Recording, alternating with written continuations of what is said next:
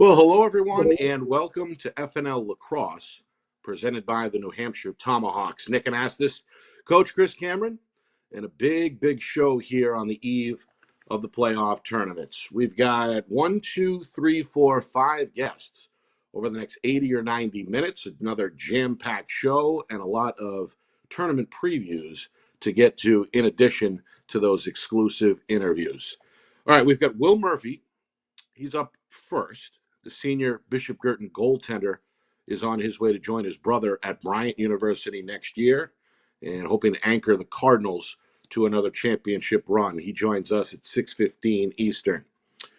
And then Bishop Girton's Haley LeBlanc, senior D defender, on her way to Quinnipiac. She'll join us at the bottom of the hour as the Cardinals look to get back to the championship round for the first time in 2 seasons.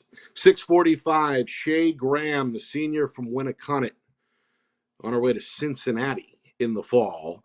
She is really been anchoring that top-ranked Warriors team on the girls' side in Division II all season long and hoping to bring home the championship a couple of weeks from today. And then at 7 o'clock, we open up with some coaches talk as Matt Brewster, head coach at Exeter, will join us to preview the Blue Hawks' first-round tilt this weekend against Londonderry. And we get the other side of that story at 7:10 with Dave Wiedenfeld, the head coach of the Londonderry Lancers. So Will Murphy and Haley LeBlanc from Bishop Girton, Shay Graham of Winnicott, Coach Brewster, Coach Wiedenfeld, in that order coming up here on the show. Let's welcome back in Coach Cameron, fresh from another practice. Coach, glad to have you back aboard here. An important show as we get set to look at these playoff battles. How you been? Good. Excited to be back. Unfortunately, scheduling couldn't make the last few, but Coach Bordeaux, Coach Coburn filled in excellently, and it was fun to watch them. I was able to watch the show. But as you said, I mean, playoffs are here. It feels like we were just doing a preview, and here we are. Here we are in the last week of the season. A lot of teams' seasons have ended. Go ahead, Coach. Yeah, so we have some scores coming in as we're speaking. The BG girls beat South, Winnicott. We're gonna have Shay on. They were beating Goffstown pretty handily. The Bedford girls and Exeter girls were a little bit tight. I think it was 6-3. That girls Division 1, I think, was maybe out of, like, we were pretty spot on with a lot of the predictions and previews. But the girls Division 1, there's 5 teams that can win it all. I mean, they're the 4-5 game Pinkerton Sohegan, with matching up with Portsmouth in the semis. Anybody could win that, and the BG Bedford, that's what it looks like it's going to be. That Bedford's going to probably hold on to defeat Exeter for a rematch. It was a 2-goal game that was an FNL game.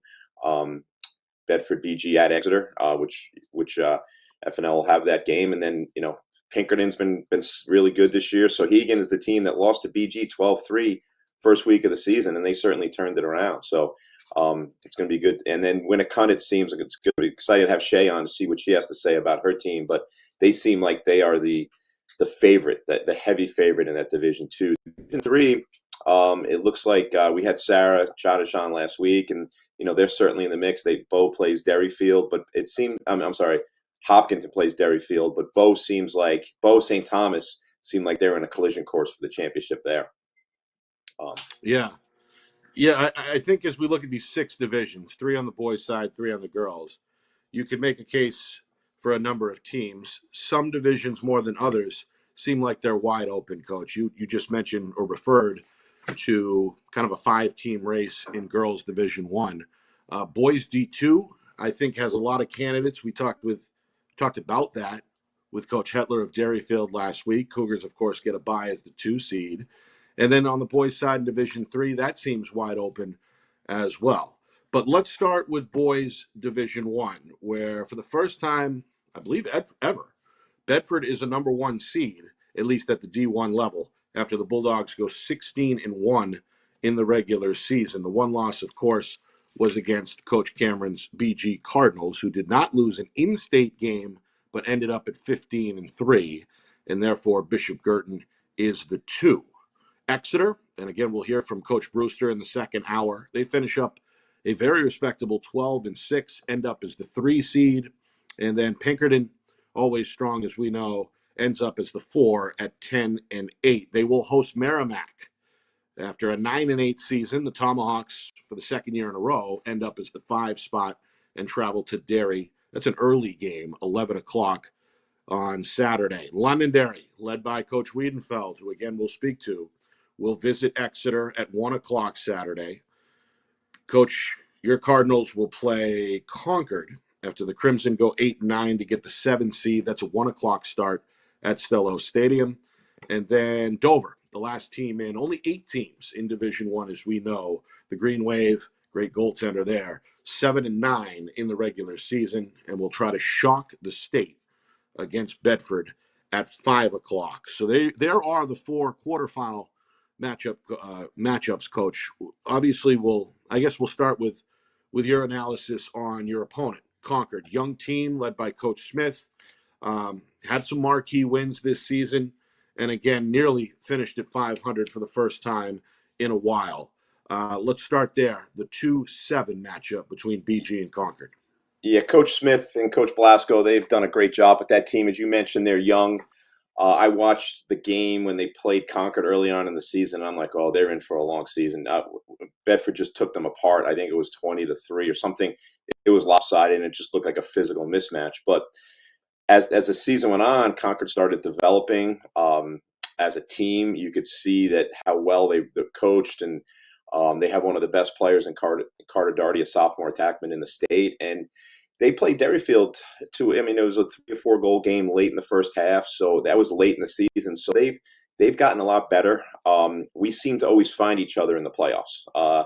We played at their place on the grass. I think it was 13-2 or 12-2 at the half. So, you can never overlook a team, a Coach Smith coach team. The other game, Pinkerton beat Merrimack 17-2 during the regular season. So, it's kind of like it's a favorable matchup for Pinkerton in the sense that they avoid the Londonderry matchup, where they get to host Merrimack at home. And just last week they played Bedford. So, you don't know what anything could happen. That game was a weird game. I had boots on the ground scouting that game live. And Pinkerton hung for periods of time, but Bedford would just go on runs. But the Bedford-Dover game, I give Coach Ketchum credit. He was there with Coach Finnerty. They were scouting the Bedford-Pinkerton game, getting ready. They're not mailing it in. They're going to go and they're going to show up. They're going to give everything they have. They play tough. As you mentioned, they have a good goalie. They'll probably play some zone, but Bedford's tough. And then the other game, we have both coaches on. I think that's the marquee matchup in Division One. Early on in the season, Exeter beat Londonderry 15-5. And then on an FNL game, it was Londonderry was up on Pinkerton 5-4 late in the third quarter. And that was and then Pinkerton pulled ahead, but that was the turning point for Coach Wiedenfeld. I mean, what a coaching job he's done. They took Portsmouth to, I think it was a 4 overtime game. Portsmouth it can play with us, BG, and they can play with Bedford. They're really, really good. And Londonderry took them, and then also Londonderry was down 5-4 at the half versus Bedford. So they're a team that Exeter can't sleep on. And Coach Brewster knows that, but Londonderry has certainly improved. So that's the game I think if there's that has the most potential for upset watch, because the other ones are kind of the favorite to chalk. You would think would move on in Division One. Division Two, wow.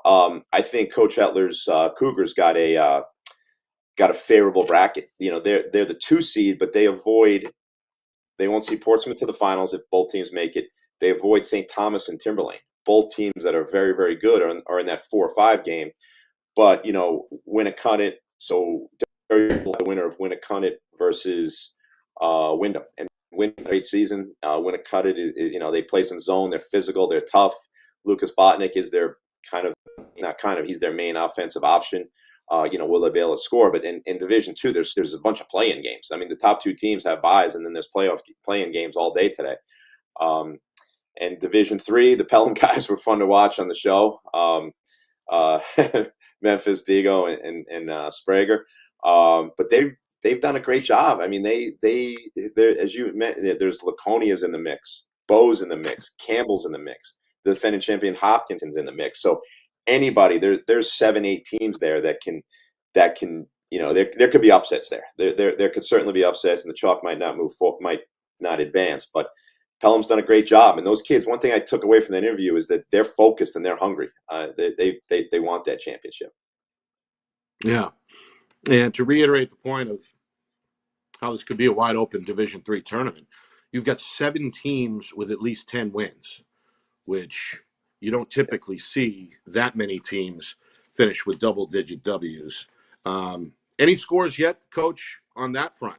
As you mentioned, I was prepping for the show, and then I saw the Winnicott was up on the girls' side, was up big on Goffstown because we had and then I saw the BG girls were up, but I did not see. I did see that. Who was Kingswood playing? Kingswood was getting beat up pretty bad by Winnicott. Winnicott was up pretty significantly on Kingswood, but any other scores I have not seen. But I'll go to see if any scores come in as we're talking. Keep your phone on for sure. Yeah, I'll put it on. Speaking of the girls' side, and we touched on this briefly moments ago, but it's widely seen as perhaps a 5-team race in Division I for the first time in several seasons. You've got one play-in game already in the books. Back on Tuesday, number 8 Londonderry knocked off Dover by a final score of 12-7, so the Lancers advance, and the reward is that they face Portsmouth today. That's a 5 o'clock start. Londonderry at Portsmouth, Pinkerton and Souhegan. That's a rematch from just a week ago. It's also round 3 between the Sabres and Astros on the year. You mentioned Bedford already beat Exeter, ending the Blue Hawks season after Exeter went 10-8 in the regular season. Bedford now 14-3 overall as they advance to another D1 semifinal. And BG at last look up big in the 3-6 matchup, playing at home against Nashua South. BG girls won that game 13-3. That's final. That's final. 13-3 the final. So we Bedford will Exeter see game was going on. Judy will get us a score from Callie over there. We'll get a live score update from that game. Callie's scouting that live. Okay, so we will see BG and Bedford on one half of the bracket Saturday in the semifinals, and that game can be found on the NFHS network. We're broadcasting again in conjunction with the NFHS network beginning on Saturday. So tune in there for the girls D1. That's the 4 o'clock game. That's the 4 o'clock game, and then the 1-4 matchup, which is the Pinkerton Souhegan. That's a toss-up. I mean, anyone could win that game. You would think Portsmouth's going to advance. Londonderry's had a great year. Coach Kelsey Durhack's done a great job with that team, but Portsmouth's a heavy favorite in that quarterfinal. And then in girls Division II, you mentioned Winnicott. They end up as the 1 seed and are playing host to Goffstown right now. And again, we'll be joined by Shay Graham at 6:45. Wyndham would certainly argue that maybe they're the favorite. Jaguars went 15-2 and end up as the 2 seed. They play host to Oyster River. Timberlane, strong year there. The Owls 13-3, end up as the 3 seed. They have a 4 o'clock game today against John Stark. And the final quarterfinal matchup, Hanover, number 4 out west, playing host to Merrimack Valley. In Division III on the girls' side, preliminary scores already in stone. Those games are played back on Tuesday. Cole Brown really squeaked out a win over Laconia on the road by a final of 10-9. Actually, that game was at Cole Brown. Lebanon doubled up Trinity 20-10. And Pelham, a big win over Kearsarge 16-11. So that sets the table for today's Division III quarterfinals. Cole Brown at number 1 St. Thomas, the Saints, undefeated during the regular season at 14-0. Number 5 Dairyfield on the road at Hopkinton. Was a 4 o'clock start. Lebanon looking for the upset on the road at Bow. Falcons went 15-2 this year. And the 3-6 matchup is Pelham at Guilford. A little bit of a later start, 5 o'clock Eastern. Yeah. Bo advanced with a 19-4 win over Lebanon. 19-4. Okay, so congratulations to Bo as the Falcons are in the semifinals officially. Let's welcome in the first of 5 guests here live on FNL Lacrosse. Will Murphy, senior from Bishop Girton. He's the goaltender. He's been the goaltender for the last several seasons. He's a Bryant commit, and he joins us now on FNL Lacrosse. Will, good evening, sir. How are you? I'm doing good. Thank you for having me on. I like that. I like that grandfather clock in the background as well. It's a nice touch. My dad's. Thank you. You've been the man in the pipes, as I mentioned, basically since the day you stepped on the Bishop Girton campus. If I recall correctly, that was a pretty deep class at the position as well at the time. But you, at one point, seized the opportunity and have been the go-to guy for Coach Cameron ever since. What's been the trick, so to speak? How were you able to break away from that really strict competition and earn the starting goaltender job all those years ago? I wouldn't say there's any trick to it. I'd just say, work hard, try your best, and it'll come. It'll come to you. You'll earn that spot. So yeah, I wouldn't say there's a trick. I'm just doing my best, and that's pretty much it. You've improved, obviously. What's been the biggest improvement this year as a senior here in what's been another standout year for your team? My biggest improvement, probably just making saves all around, pretty much. Um, I'm seeing the ball a lot better this year. I'm making a lot bigger and better saves that the team needs sometimes. So, yeah, that's pretty much it. Just keeping my head up and stuff. What's your role in the locker room? Not only as a senior, as a veteran starter, but as the goaltender. Describe your leadership style and your place in that locker room hierarchy. Yeah, so we got a lot of leaders in the team. Um, I think one thing that I do best as being a leader is just trying to be a role model for the younger kids. Um, because enough vocal leaders on the team. We don't really need to tell the younger kids what to do, stuff like that, because they know their place, they know how to act. They're all good guys. So I think just being a role model is probably the biggest leadership role I have on the team. Coach, is all that accurate? Absolutely. So Will is what you see is what you get here. He's Will Chill. I mean, his nickname is Will Thrill, but he never ever gets rattled. Like a lot of times, especially at the specialty positions, the face-off guys and the goalies, you got to worry about their psyche. You got to play not just coach but psychologist and have them worry about the next shot. Don't worry about the last shot. But Will does not get rattled.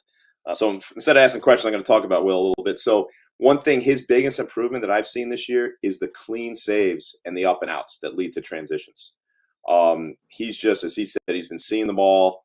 We've held many high quality opponents to single digits because we rely on Will so much. But and that I'd say is the biggest improvement that he's made. And the other thing is that I try to cut back on a lot of shots. So I'm always saying, Will, you want tennis balls today? You want tennis balls today? He's like, no, I'm good, coach. I'm good. Because there's a lot of guys that he's taken a lot of shots through the years with putting in the extra work. There's guys like Brady Dumont, Caleb Young that are always looking for shots, and he's always ready up to the challenge with that. Now that he's got his goalie coach back with Brian Cameron working with him, he's getting a lot more training. But he's been great since day one. So, but Will, so we talked a little bit.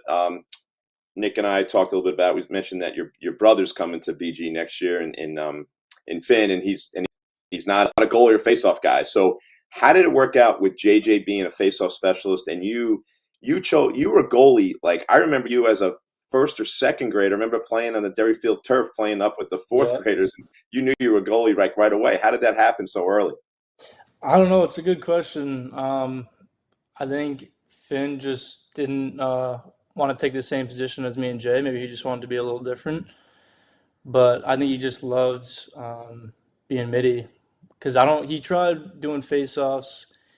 He wanted to try being a goalie for a little bit, but I don't. It just never really clicked for him. So But he how just did you stayed wind being up a being a D. goalie so early? How did that work Um, out? so I was playing lacrosse for my town team. I think it was like 6 or 7 years old, and my dad was coaching, and we didn't have a goalie because at that age all you want to do is score. So he told me just hop in the net, and then ever since then I just stuck with it and let me hear. Mm. So I've just been Let's playing talk a since. little bit about your future, Will. You're going to join your brother JJ at Bryant next season. What went into that, and how big of a factor was it that you've got Big Bro already down there? I think it was a huge factor. It's definitely a different process than just a normal recruiting process because I think it's a little bit easier having him be in there already. You get a lot of information, like the inside scoop, kind of, and I think it was easier talking to the coaches and connecting with them um, when he's also there with you. So you can kind of build a connection with the coaches that way. So Mm.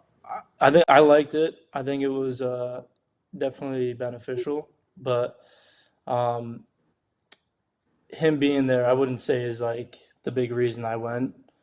I just love the school a lot, but yeah, it was good though. Mm. Any idea what you want to study yet, or too early? A little bit early. I know it's going to be something in business, but I don't know. Mm. All right. The next couple of weeks are going to be jam packed. You're 3 wins away from another state championship.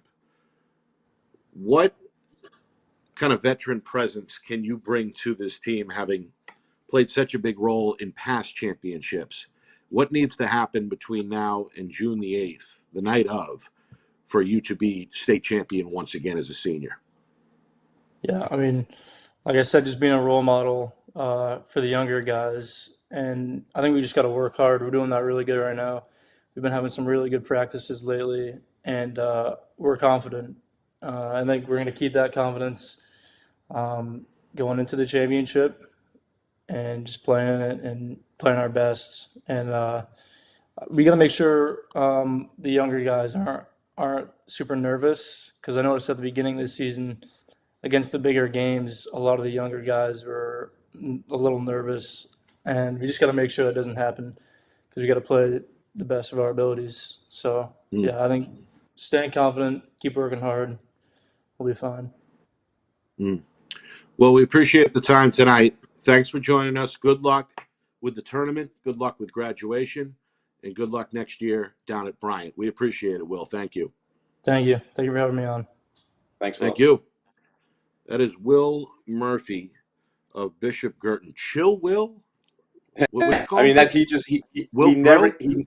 he never gets rattled. He just sits there and makes saves. If he this year let up very few soft ones, if any. And when he does, he just worries about the next play. What you saw right there in the interview is the way he is, and he is. And I love leaders like that.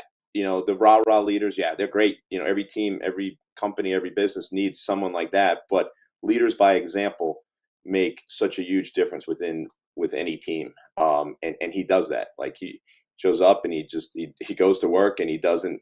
And they learn from that. We have a goalie who's a sophomore, Jonah Feliciano, who's learning from him on how to do things the right way. And that's basically showing up hard and working hard, showing up and working hard and getting there early and staying late, taking those extra shots. And he loves that. But yeah, so I mean, you asked him, like the key for us is getting the transition going, and he's just been so good at that this year, just making clean saves. And that's what Coach Ross at Bryant really liked about him, was his ability to catch those shots and just get up and out.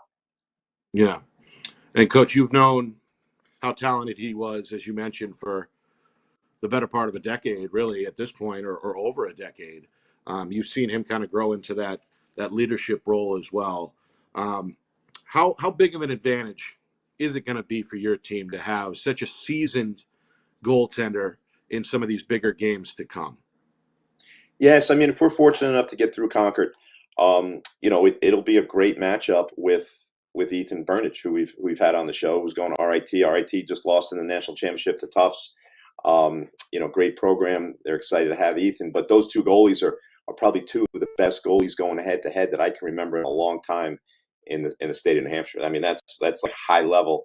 Watching those guys played on the same team. They played on the Tomahawks 24 Purple team over the summer, and watching those two teams, I mean, watching the two kids hold just frustrate shooters all summer long was fun to watch. So it's going to be a great goalie matchup. But knowing that you have Will, one thing that goalies, consistency is so key, and you just know what you're going to get down there. And he's going to give you that, game in and game out. And he got pushed this year by Michael McDonough, who would be starting for me, and out of my 22 years, probably 15 of those years. But he's just stuck behind a really, really great goalie in Will, who's going to have a great career at Bryant. He's going to have a chance to compete right away for the job. But yeah, I mean, knowing that you have a goalie like that is makes you feel, and it gives the defense confidence too. And then even the offense, and Will mentioned that, it was our second game of the year against St. John's Prep, and we started 7 sophomores, and he's right. They were a little bit nervous. But hopefully at this point in the year, they're no longer sophomores, they're juniors. So that's what, you got to learn. You got to move on and learn from big games like that. Yeah. As we mentioned, D1 quarterfinals, 4 games Saturday from various locations across the state, and then we consolidate on Wednesday, and we bring you live coverage of the boys D1 semifinals. That is in conjunction, of course, with the NFHS Network, and it can be watched live on nfhsnetwork.com. All right, let's switch gears and bring in our next guest, Haley LeBlanc, one of the best senior defenders statewide, another BG Cardinal on her way to Quinnipiac. Haley, good evening. How are you? Hi, good. How are you? Congratulations on your win today over Nashua Thank you. South. It sounds Thank like you guys dominated. 13-3 was the final. What went right in that one for you guys? Definitely our energy was there from the start. Like knowing that it was a lot of our seniors' last game at Stellos really hyped up the energy. But I know we're hungry for it this year and for the championship. So Yeah, that was actually my next question. After losing in the semifinals last year, I would imagine that there was a little more emphasis on getting across the finish line, so to speak, and getting back to the championship round this year. Was that the big motivator, that loss in the semis last year? Oh, 100%. That was definitely the motivator. That's why we're doing so good right now. We just have the energy, we have the intensity that we need, and hopefully that'll be the outcome this year, is winning that championship. Yeah. Your team, it seems like, has gotten better almost by the game. When you take a look at perhaps the roster back on opening day, there were a little bit of question marks in terms of inexperience. Obviously, not the case with you as a senior, but you do have some younger players that seemingly got better as the year went on. Is that fair to say? Yes, that's very fair to say. Callie says a lot, like it's good to peak at the end of the year, which I think is exactly what we're doing right now, and this is the great time to peak right now. So You got another one against Bedford. And of course, Friday Night Lights New Hampshire was there the first time around, a few weeks back in Bedford, when the Cardinals came away with a road victory. How big is that rivalry from a player standpoint this year in 2024? Is that your biggest rival, or is that something that maybe we like to hype up in the media? I think that and South and Portsmouth are definitely our rivals, but Bedford just has a little bit more of a rivalry, like because of how long we have been playing against them. Because Portsmouth just came to D1, us and Bedford have been rivals for years, so that's definitely like a hype up rivalry that definitely is a higher one. Mm. Most of the players get excited for those big games or nervous, would you say?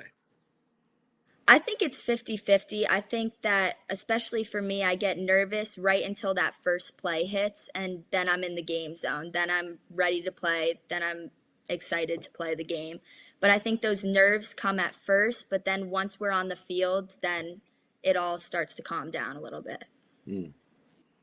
little bit of those nervous butterflies can be a good thing, right, Coach? Yep.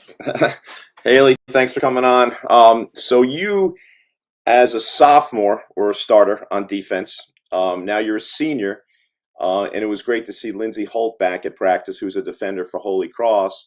What have you learned from your sophomore year to your senior year in your leadership style? We just had Will on, and Will's a leader by example. How would you describe your leadership style and who you've learned from and modeled yourself after?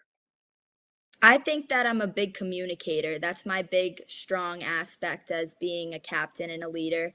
And I definitely got that from Delaney Romaldo. Sophomore year, she was my complete role model. I looked up to her. She would always give me corrections. And I even say, like, I hope I could be like Delaney, the leader she was to the younger people and to the sophomores, and almost like take them under my wing as Delaney did to me. That's great. That's great that you do that. So Quinnipiac, great school, program that is getting better each year. So tell us a little bit how the process worked for you, recruiting, and why you chose Quinnipiac.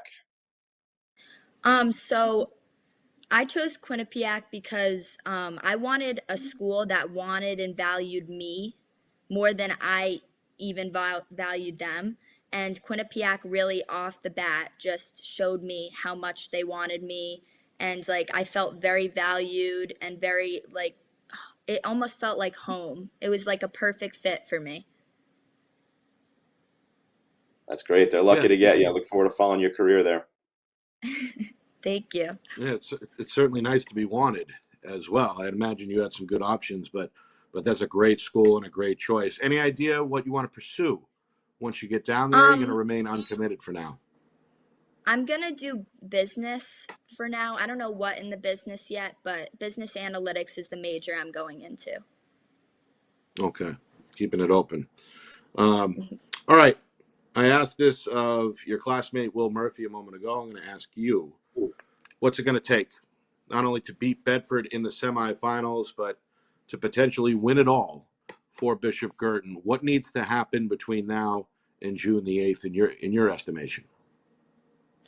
I'd say that we just need to keep that energy and that want to win throughout every game, every moment, every practice, every minute we can think of lacrosse. We have to bring it all to the table.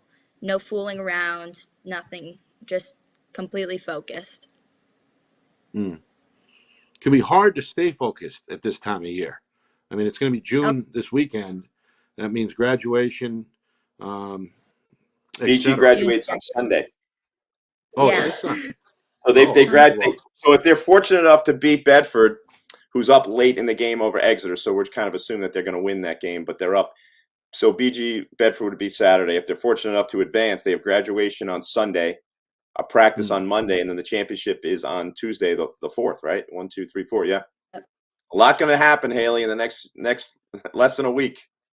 Definitely a lot. Well, enjoy it because it only happens once. That's for sure. Yeah. Best of luck, Haley. We appreciate the time tonight, and good luck throughout the tournament, throughout the graduation process, and next fall as well down at Quinnipiac. Thank you for coming on. Thank you so much for having me. Thank you. Haley LeBlanc, class act there, Coach.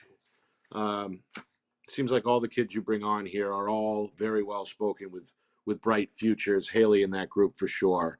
Not only an outstanding individual based on the interview there, Coach, but obviously a very good player as well for Coach Callie and the Cardinals. So her hashtag would be energy. Like she referenced energy, and that's what she brings to the team. Because a lot of time defenders, I'm trying to think who the other defender. I know we had Tanner Smith on as a defender, but there was someone else that we had on, and they don't get the recognition of the other players because they're not scoring the goals. But she's a shutdown defender, and she's a communicator on defense, and it's nice to give some of those players that don't make the box score all the time the credit that they deserve, and which is key because they're playing. They're playing some pretty good defense. It'll be interesting to see, who her matchup is on. Do they bump her up to take Olivia Matthews? Is she going to take Maddie Kiley?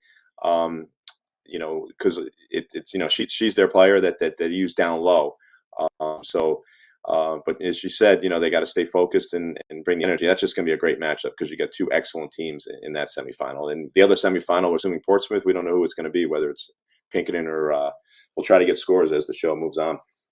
Yeah, and reminder, we bring you the action Saturday live from Exeter. We're broadcasting, of course, in conjunction with the NFHS Network. You can watch it live on nfhsnetwork.com. Again, nfhsnetwork.com. First game comes your way at 4 o'clock. On the other side of the break, we bring in Shay Graham, our Tomahawks Player of the Week, the senior from Winnicott, where the Warriors are fresh off the field today as well in their opening round game in Division II. More high school playoff lacrosse talk next. You are watching FNL Lacrosse, presented by the New Hampshire Tomahawks. Our broadcast today, as it always is brought to you by Beals Insurance Agency, with locations now in both Bedford and Londonderry. Whether you need home, auto, or business insurance, Beals Insurance will get you both the price and quality coverage that's right for you. Just call 603-471-9999 or visit BealsInsurance.com to request a free quote and start saving money today. Again, that's BealsInsurance.com. The New Hampshire Tomahawks promote the highest level of club lacrosse competition, not just in the state, but in the country. Looking to get recruited? Director Chris Cameron keeps an open dialogue with the nation's top college lacrosse coaches. Over 400 New Hampshire Tomahawks alumni have played at the college level, including the ACC, Big East, Big Ten, Ivy, NESCAC, NE10, and more. The New Hampshire Tomahawks coaching staff has over 100 coaches, including current high school varsity and college coaches. The Tomahawks offer training for players of all ages, clinics, camps, and leagues, along with spring, summer, and fall elite teams. So play with the best. The New Hampshire Tomahawks, showcase and development for college lacrosse. Visit NewHampshireTomahawks.com and girls.nhtomahawks.com. How can you reach your team's fundraising goals at no risk and no cost? MG Sports offers a variety of products to make your team's fundraiser a success. Their products include tickets and discount cards to hundreds of local businesses. MG Sports now has a digital platform where athletes can raise funds in the comfort and safety of their own home. So become another lacrosse program like Bedford, Goffstown, or Memorial that sets fundraising records every season. MG Sports, fundraising made easy. Visit mgsportsfundraising.com to start raising money for your team today.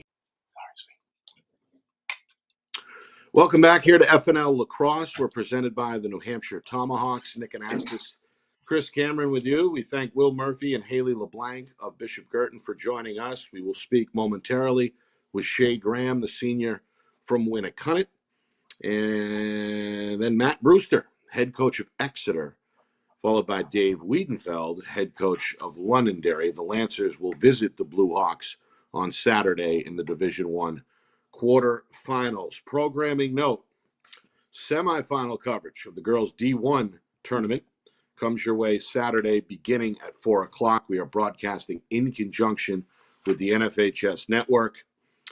And then we're right back at it Tuesday night for the D1 Girls Championship. That game, I believe, starts at 6 o'clock on Tuesday. And again, Kristen Cameron will join me in the booth on the call.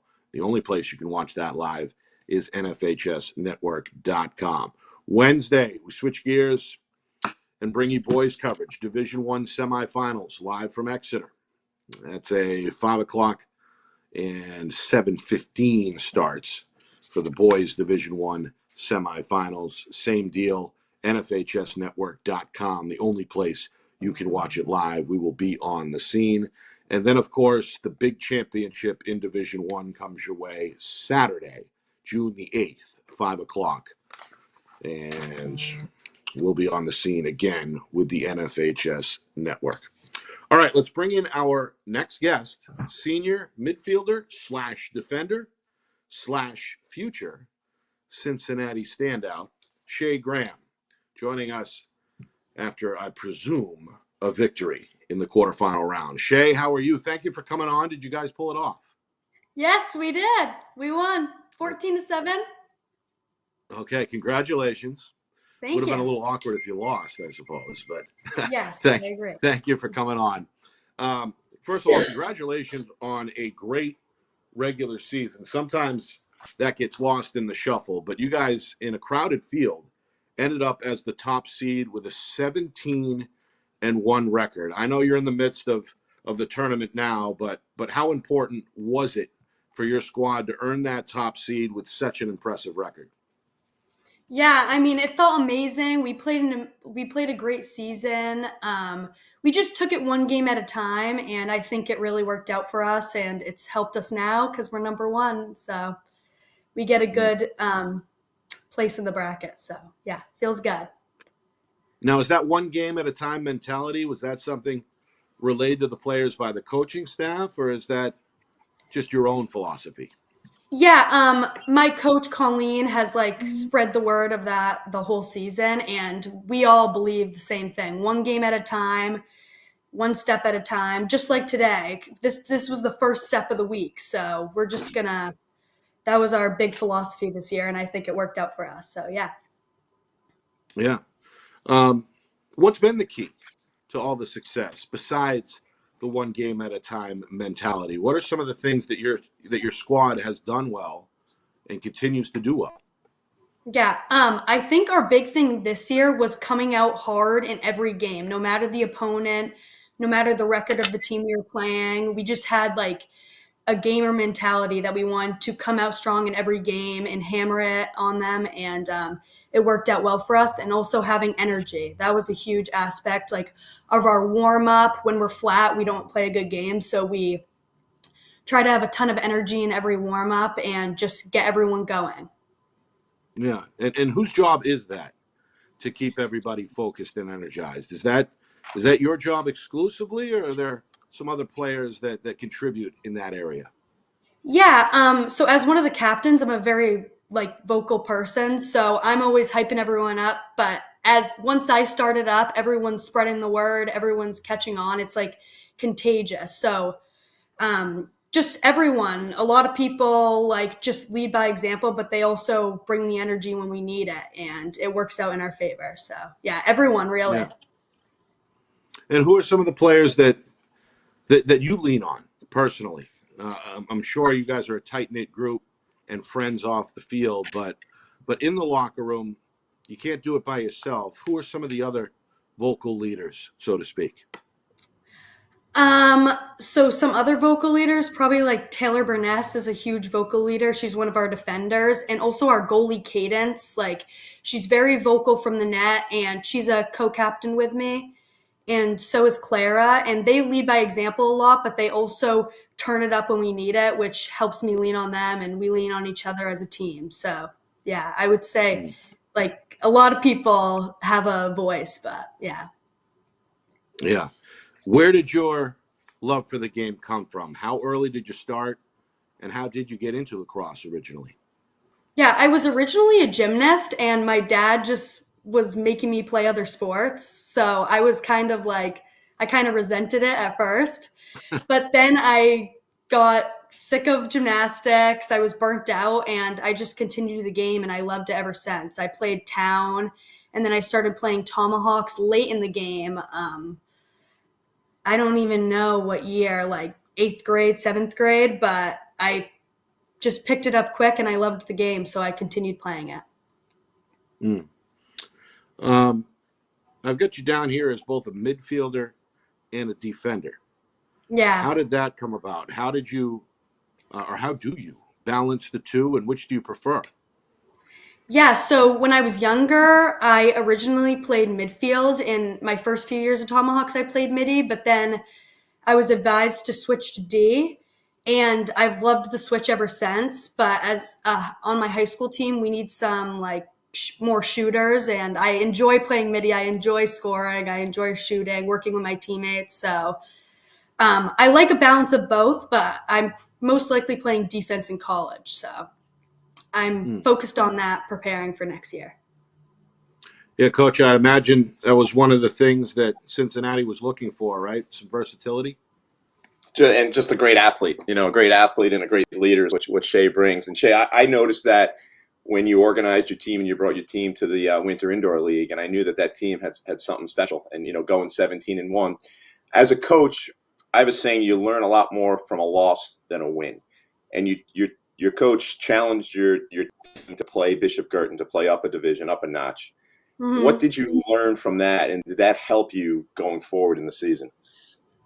Yeah, I mean, I think we went into that game just with the mentality of trying our best, and I think we could have brought more that day, but we didn't let it knock us down. We continued to compete throughout the season, and we took that as we let it push us behind us, and we kept going forward because that's what we needed to do, and we didn't let it keep us down. But we also played a few other D1 teams, like Exeter was a big win, Londonderry, Dover. So we also had those teams in mind, and winning to them felt amazing too. So, and we know BG is a good squad; they're a tough team. So that's three division. That's win over 3 Division I playoff teams, and that's great, challenging yourself there. That's how you get better. So you're our first player going to Cincinnati. I got to admit, I don't know much about it. Tell us a little bit about the school, what it's like. I know that they have a great basketball team, great football, big time athletics, and why you ultimately chose Cincinnati, because you had some great options, along the way. Yeah. So I always in the back of my head wanted a big school. So getting reached out to by Cincinnati September 1 was like a huge deal for me. So I went and visited the school. I got to go on the football field, watch a football game, and I just loved the atmosphere there. It's like a closed-in campus, which I like, even though it's in a city. It's like 20 minutes outside the city. And the team environment was just amazing. Like the coaching staff, the players, you can just tell everyone felt at home there, and I wanted to be a part of that. So I loved it. Great. So looking at your bracket right now, some scores are coming in. Potential. I mean, you can't overlook Hanover and Merrimack Valley, and then Wyndham is the 2 down there with Chloe Hall. How did you play? How did you play Wyndham during the season? Yeah, we played them early in the season. And obviously, you won if you're 17-1 and your only loss. So, well, good luck in the playoffs. It's an exciting time right now, and I think you'll be at Stellos. We play Concord, and the girls D2 semi are coming in. So you play Stellos on Saturday, right? Yes, I believe we play at 6. Yeah, you have the second game where Wyndham and Timberland have the first game at 4. So yes. Good luck. Thank you so much. Well, Shay, you mentioned earlier the big time atmosphere out in Cincinnati. Did you know anything about the Ohio region, the Southern Ohio region before that, or was it the trip itself that kind of convinced you? Yeah, so I have a little bit of family in Ohio, so I've heard good things about it always, and they live in Dayton, which is right outside of Cincinnati. But I really didn't know much about it until I went, so I just loved it when I got there. I've been a few times now, and I just fall in love with it even more each time, which sounds silly, but it's true. Well, I can testify. I lived in Dayton for about a year. So that's so people. cool. Yeah, good people Yeah, out there. everyone in the Midwest is so nice. Very nice, for sure. Yeah. I'm sure you're going to have a great time out there. Any idea what you want to study or pursue for a major yet? Yeah, right now I'm going in as business undecided, but I hope to do pharmaceutical sales when I'm older. So hopefully I can figure out a major that will work out for me with that. So yeah, that's my goal right now. All right. Good stuff. Appreciate you coming on. Thanks for joining us. Good luck on Saturday, and good luck the rest of the way for sure. We appreciate your time tonight. Thank you. Thank you. Thanks for having me. Thank you. And again, Haley LeBlanc. No, that was Shay Graham. We spoke with Haley LeBlanc earlier. Shay Graham giving us some good stuff there as well. The Winnicott senior on her way to Cincinnati. And Coach, you said that Warrior squad kind of jumped out during the offseason in your mind. They end up 17-1 and now are on the inside track of potentially a state championship in Division II. Yeah, you could just see they were a team that was like being. They would roll in 5 or 6 players in a car, and they were excited to play. And they just had that. They just had that buzz about them where they knew that they had something special. And they have. There's also Skylar Mays, who's committed to to UVM. She mentioned Cadence Alaniak. I'm probably pronouncing that Alaniak, who's committed to Worcester State. So they're good in the goal. They have another D1 commit in Skyler, and then the Max Fowler's, who's the Derryfield, who are very familiar with that name. His younger sister McKinley is a freshman on that team that's doing really well, and Shay, who she knows that she got recruited to be a defender, but they just need her. I mean, she's scoring a ton of goals for them because not only is she's a highly skilled defender, so where she's going to be a clearing machine, not just a shutdown defender, but she'll be very effective in the clearing game. But in New Hampshire at the D2 level, she's just too much for many teams to stop. That's why they have her playing up in the midfield because she's a very talented offense. She has a high skill set as well. And she mentioned she's likely going to play defense for Cincinnati. Is that kind of the fallback position for her as she started her career as a defender? I mean, that's what just jumps out. She's got great size and athleticism, and that's what they were up front and they said, look, we love you as a defender, because when you play midfield and both on the boys' side and the girls' side, you play a lot of defense, and you could just see how she stood out on that side of the ball. So they're, they challenged themselves. The BG game was a loss, but they beat Exeter, beat London, they beat Dover. So they would be a playoff team in Division I. I mean, that's how good they are. So they, I don't know if it's going to be Hanover or Merrimack Valley in the semi, but it's going to be, that's a pretty loaded bracket too when you have Wyndham and Timberlane on the other side. But it'll be exciting. I was going to ask you about the Jaguars. We talked with Chloe Hall a few weeks back. They ended up at 15-2 as the 2 seed, battling 10 seed Oyster River today. And Timberlane, after a 13-3 regular season, ended up as the 3 seed in the tournament and looking to hold off John Stark, the 6 in today's quarterfinal. And, of course, Winnicott, they advance after beating a pretty good Goffstown team, frankly. Goffstown, Marissa McLaughlin's team. Yeah, they're very good. So Winnicott won. Shay mentioned they won 15-7. Wyndham beat Oyster 20-3, and then Timberlane beat John Stark, Hillsborough combo team 16-6. So some good teams advancing there indeed too.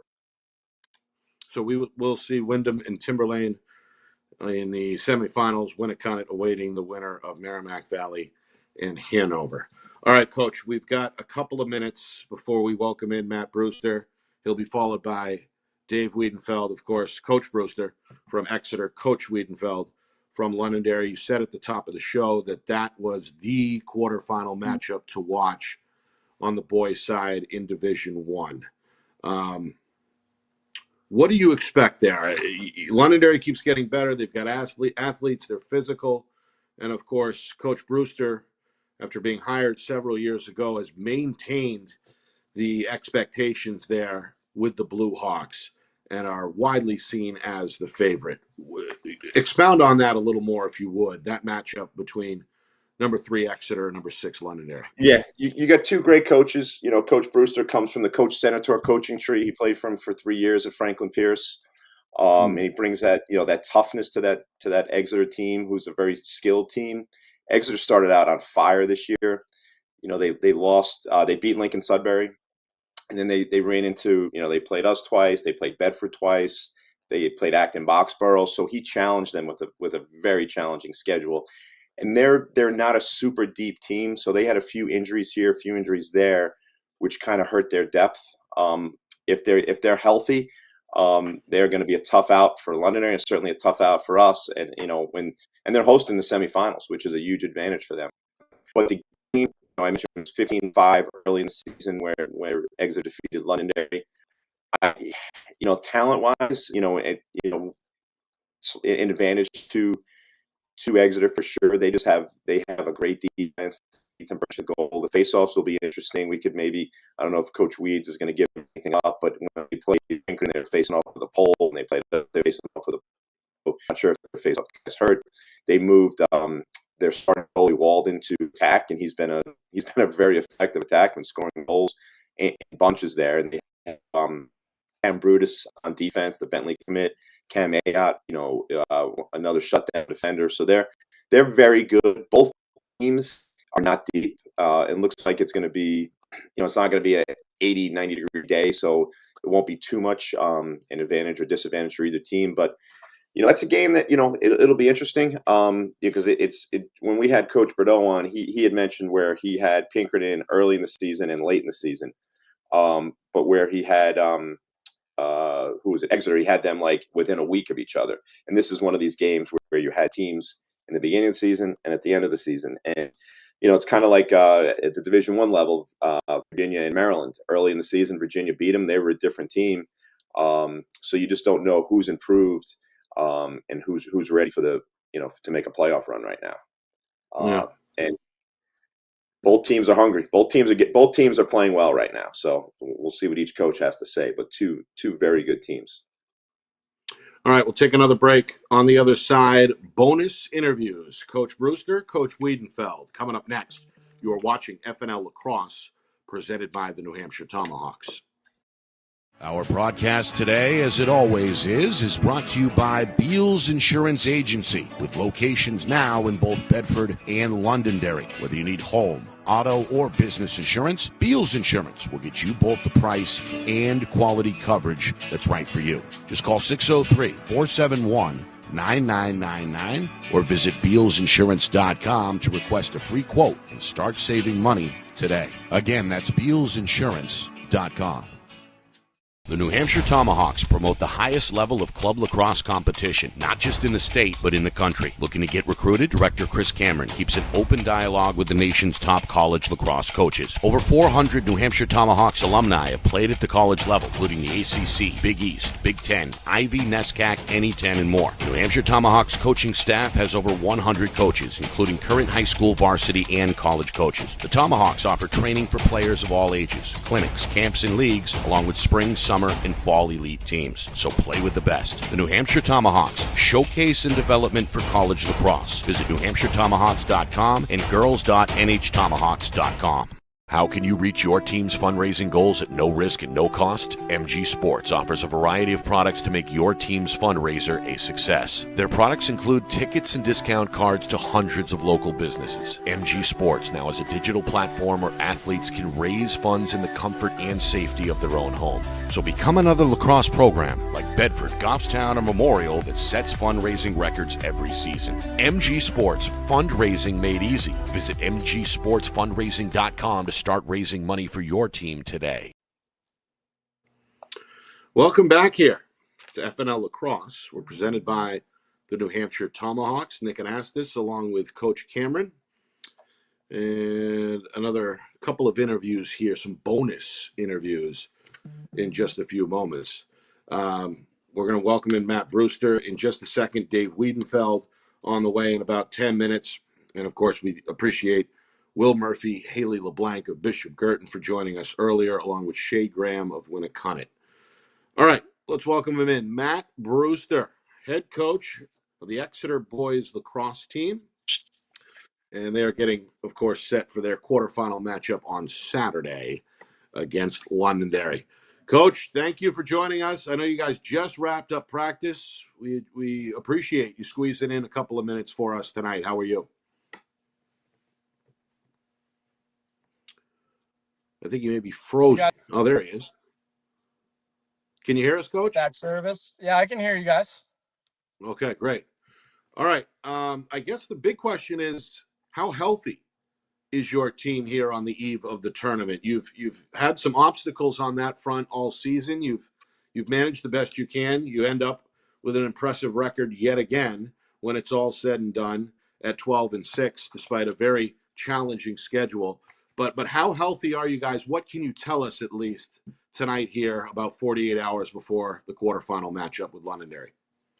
I guess I can start by saying the Memorial Day break was very beneficial for us. So 3 days, we struggled. I think a lot of teams, if not every team, did with some sickness and just guys getting sick. And when we're practicing on top of each other the whole time, it makes it really hard. Yeah. And I'd imagine that puts you and your staff in a position to have to rely on some of the younger guys, some of the reserves. But there could be a silver lining there because they get some real-time training. in preparation for the tournament. Is that kind of how you look at it?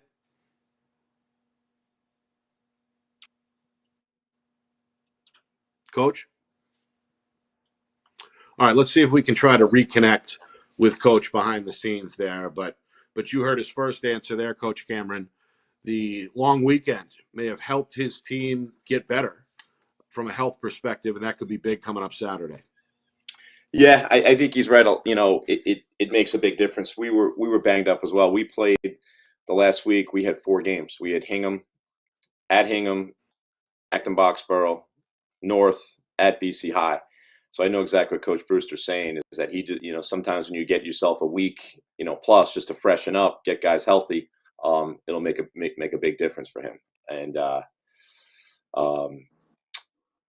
yeah, I mean, we don't want to press too much on his injuries, but yeah, when they're a healthy team, you know, they're as deep as anybody, and they're a highly skilled team too. Oh, he's outside the car now. All right. Yeah, Hopefully we this get some helps a better little service. bit. Yeah, Coach, thanks again. This group, again, seems like you've got a pretty balanced combination of seniors and some of those younger guys behind them who were forced into action this year.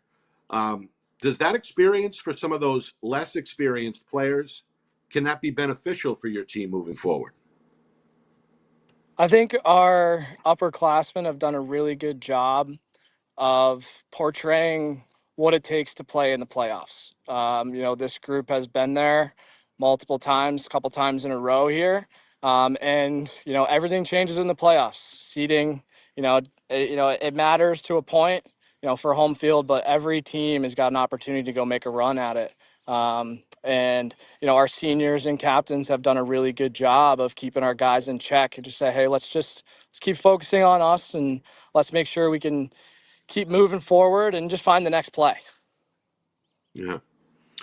Coach, correct me if I'm wrong. I believe this is your 3rd season as head coach with Exeter. Yes, sir.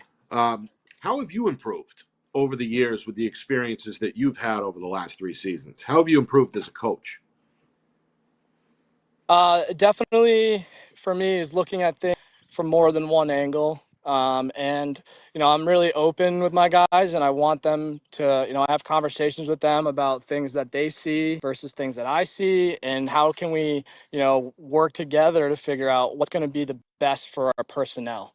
And, you know, putting kids in positions to be successful on the field will help with confidence and just overall team play.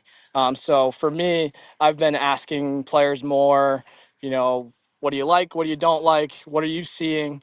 You know, how can we make an adjustment? And I think that helps, you know, kids grow through their IQ too, because it makes them students of the game and they're now thinking about, okay, oh, what about this? What about that? And I'm open to trying that instead of saying like, hey, we're going to do this one way and that's it. I think lacrosse has evolved so much into being this free-flowing game. It's important to get people and kids involved in thinking about that process. Yeah, and it sounds like you stress communication as well. Who are some of those leaders, some of those seniors that you go to in that fashion? So our captains to start for sure. I've been blessed with coaching these kids for 3 years. All 3 years they've been with me on varsity between Tanner, Owen, and Ethan, and all 3 of them had seen quality varsity minutes all 3 years that I've been here. So my relationship with them has continued to grow and develop, and they're just fantastic kids, and they're responsible and respectful, and they bring the energy. And the kids really, other kids on the team and players, they think about that and they watch it. And sometimes they're not yelling and screaming and being a leader, but sometimes they're the hardest ones working, and that forces everybody else to, hey, we got to bring our level of play up here. And so a lot of that internal stuff has just been fantastic for us. Coach Cameron? Coach, good luck on Saturday. It's an exciting matchup with Coach Wiedenfeld. So April 11th, very beginning of the season, will you watch film, or how much stock will you put in that game, or are you just going to focus on your team? So, I mean, the first game of the season, I think that was like our second one. And if I'm watching film, I'm watching the one that we just played. Londonderry has come a really long way. They've now got some position changes that, their offense is now starting to really click. And Coach Wiedenfeld has done a fantastic job with making adjustments and doing that. I know he's always going to have something up his sleeve, something new. And you know what? So are we. It's the playoffs time. Hopefully every coach is reaching into their bag a little bit. But I'm watching the second game that we played, 11-8. We were a little bit banged up, but now we're going to be back ready to rock and roll. So I'm excited. It should be a good opportunity for both teams. And it's going to be a great game. Yeah. Sorry, I missed Coach, that game that you played. I didn't realize that you played them just recently. Sorry about that. I knew you played them early on in the year, and you just played just recently. So, not a good job on my part. But good luck on Saturday. Hopefully, we'll see you at your place on Wednesday. Thank you. Looking forward to it. Coach, what are some things that need to happen on Saturday? You're not going to give us the game plan. We don't expect you to, but can you give us a couple of bullet points on what to watch for? Face-offs and goalies. Everyone's been talking about it all year round. Will Mack was banged up a little bit, but he's our leading ground ball guy, and has been an absolute asset for us with getting possession. And with some of the stats that we know, that if we've got the ball on offense, we can put it in the back of the net a high percentage of time. And same thing on the opposite side, when we don't have the ball, how well are we communicating in defense? How well are we clearing? And a lot of that rides on Ethan Burnich, and he's been awesome all year round for us. And so, if he's going to have a day, it's hard to put the ball in the net on him. Yeah. Coach, good luck. We appreciate the time tonight, especially on such a tight schedule. Thanks again for coming on. Absolutely. Thanks for having me, guys. Appreciate what you guys do. It's awesome. Appreciate it, Coach. Thank you, and good luck. Thanks, Coach. Matt, again, third year head coach Matt Brewster of the Exeter Blue Hawks. They are in action this weekend, Saturday at 1 o'clock at Bill Ball Stadium. The opponent, Londonderry. The Lancers, after an 8-8 regular season, end up as the 6th seed and look for the road win. Joining us now is Londonderry head coach Dave Wiedenfeld, returning to the program here on FNL Lacrosse. Coach Weeds, how are you? Doing good. How's it going? We appreciate you coming on. Thank you. Your squad has generated a lot of buzz this season. It's been a very impressive year for sure. Coach Cameron earlier said that the turning point, so to speak, may have come at halftime of that Pinkerton game, which ended up being an Astros win, but you guys kept it close, and it was certainly a battle here on our network. Was that the turning point for your squad, and how much improvement have you seen from the beginning of the year till now? So I would definitely say that Pinkerton game was part of our turning point. I was listening to you guys earlier, but one of those big momentum changes, I think, came with that Portsmouth quadruple overtime game. Longest game I've ever been a part of, which was crazy. At one point, me and their coach looked at each other and goes, "Are we allowed to play this many overtimes?" And we looked at the refs and we're like, "Yeah, we'll keep going." But it was just to know that we could play that high quality of play and keep it really tight with a good team and play good team ball. Matt Brewster talked about it a little bit with our team in that first game. If you look at the guys coming out on the field, it looks completely different. The guys on our roster that are getting time, it's completely different now. We had guys that weren't even on our roster that are now starters on our team. We have 2 freshmen at attack. We have a goalie who's now at attack. So it's been a wild ride, and there's been some creativity that's gone with it. But, the kids have just embraced it, ate it up, and just kept working hard. And it's at that point where, everyone's 0-0, and I feel like we're clicking at our best right now, which is great. Yeah. You mentioned the goaltenders change. Colby Waldron was the incumbent starter and is now on attack. What inspired that move? So I actually was sitting next to Coach Bordeaux at a indoor game, and we didn't have enough attackmen for the New Hampshire Tomahawks indoor league. And Colby's like, I'll hop in. And he proceeded to have like 6 goals. And I'm like, Wow. all right. I'm like, we'll give him the chance to maybe play some man up or something weird like in the season, but kind of brushed it off. And first game, he actually had our opening goal of the season as a goalie. So he came in man up and scored our first goal of the season. And from there, like our goalie was actually our backup goalie, who was our starter and who's played phenomenal, Nathan Barrett. He was in net, and Colby couldn't get on the field. And he made like 3 really good saves against really high quality players. And I'm like, okay. I'm like, maybe there's some changes we can make. And Nathan Barrett has been phenomenal. He's gone and had multiple 16, 17, 18 save games for me. So he's really stepped up and he's embraced it. Like he became a leader on the field, and it's been huge for us. Yeah. Obviously, you were a standout player at Londonderry. You went to Keene State, and now you're back as the head coach. At what point did you decide that you wanted to pursue coaching? So I would say I wanted to pursue coaching since my high school career stopped. I've been coaching with the New Hampshire Tomahawks for I don't even know how long, Chris. But it's been one of those things where it's just I started doing some of the younger guys at like the middle school and the younger high school levels, and I just kind of fell in love with it. And like with that, being able to be part of that community, being able to coach with so many different coaches, whether it's college level coaches and different high school level coaches and different players, just learning different little things to throw in towards my practices or towards how I teach different skills has been huge for me. Yeah. And you mentioned earlier with this group that it's a completely different lineup than what we may or may not have seen at the beginning of the season. Who are some of those players that caught you by surprise potentially and have stepped up their game? Yeah, so a lot of people remember Aiden Heward. He was a senior for me last year, really good attackman, crease guy, pretty much was automatic when he caught the ball in the middle for finishing for me.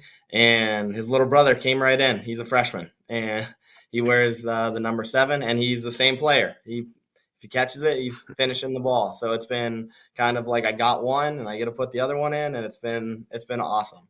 And then the other one that stepped up, another freshman, is number 27. His name's Brody Campbell. Another great hands.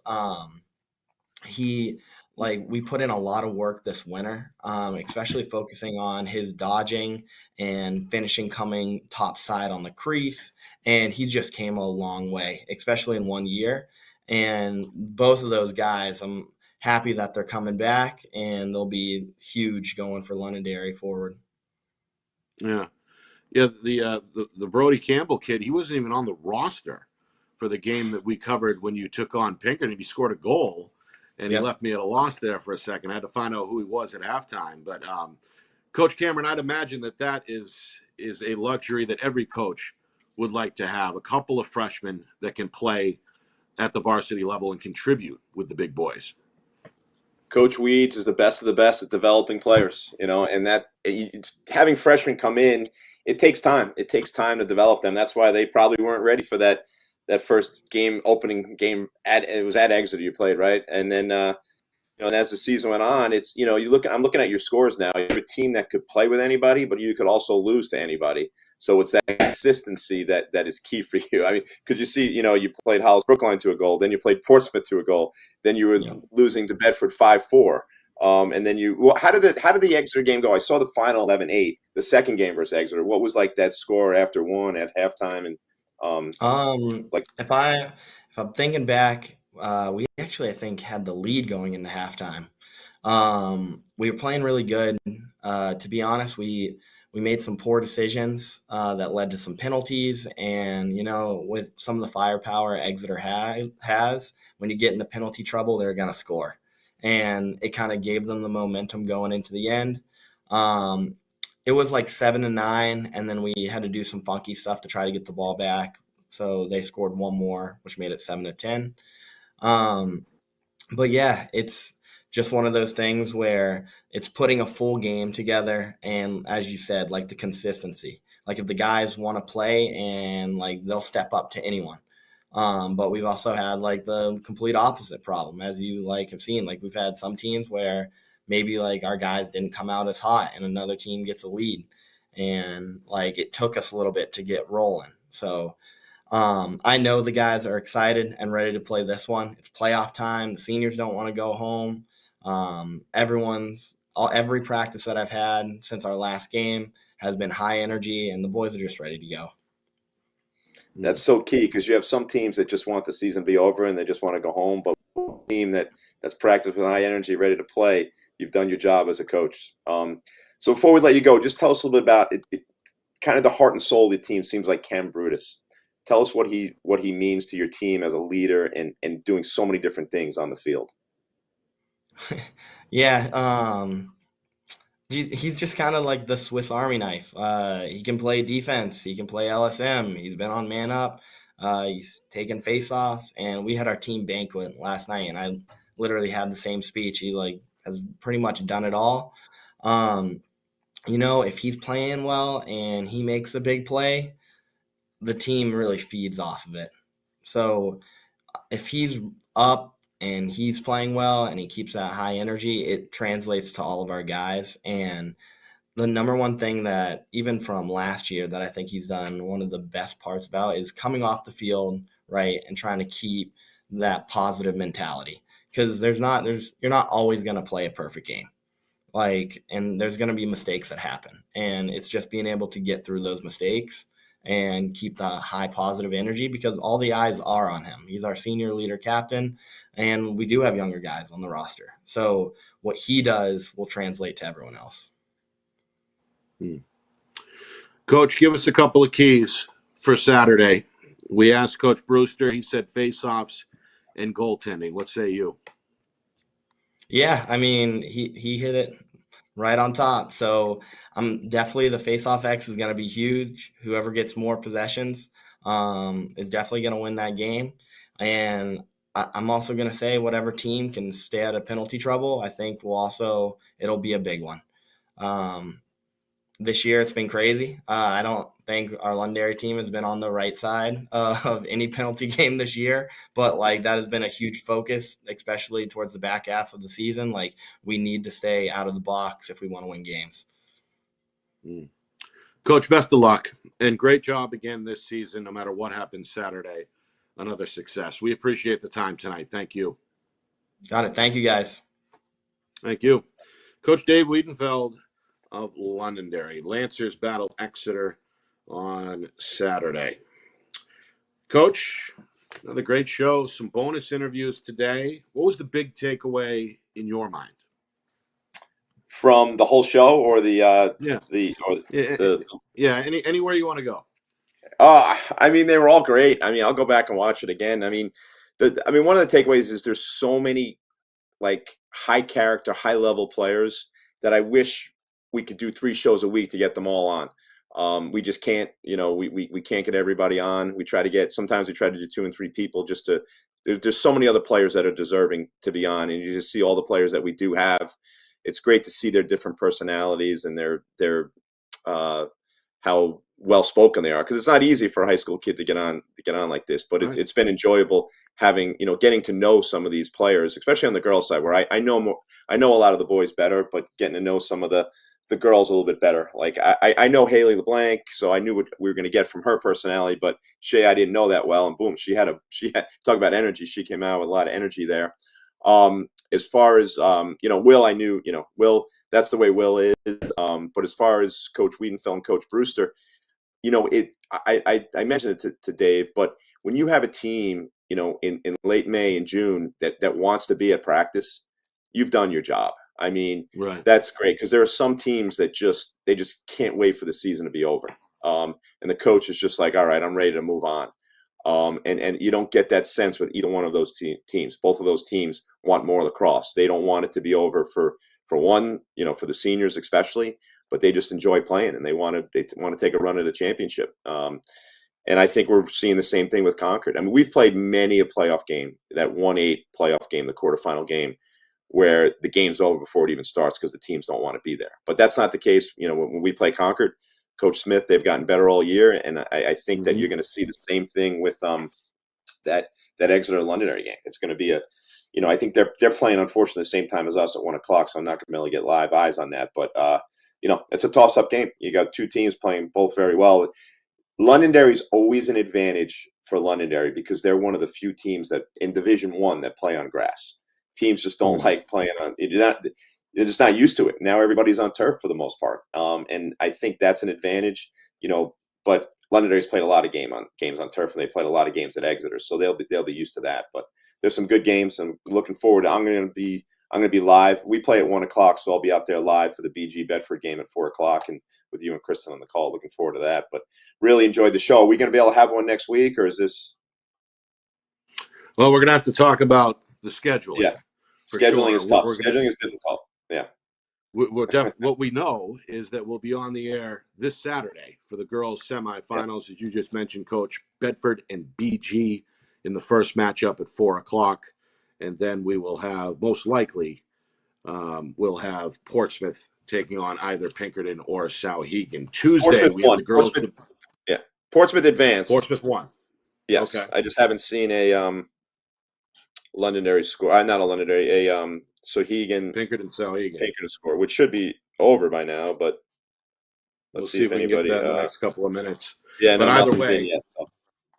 Either way, we'll be on the ground Saturday beginning at 4 o'clock for the girls' Division II semifinals. Again, that's in conjunction with the NFHS Network.